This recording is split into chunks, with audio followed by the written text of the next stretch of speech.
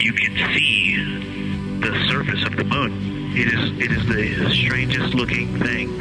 We just went sci-fi.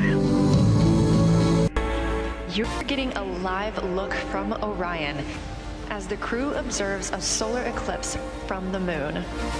यो वैज्ञानिकहरूले आफ्नो आर्टेमिस स्पेसक्राफ्टबाट बृहस्पतितिर जाँदाखेरिबाट खिचिएका चन्द्रमाका दुर्लभ तस्बिरहरू र अन्य अहिलेसम्म नखिचेका चन्द्रमाका दुर्लभ तस्बिरहरूको विभिन्न पाटो जुन सो स्पेसक्राफ्टले 4 लाख दूरी 4 घण्टामा पार गरेको थियो।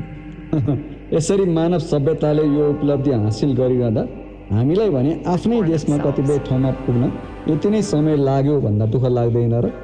हो, देशको एक कुनाबाट अर्को कुनामा पुग्न पनि हामीलाई यति नै समय लाग्छ जुन लाग्नु हुँदैन मात्र मैले भन्न खोजेको।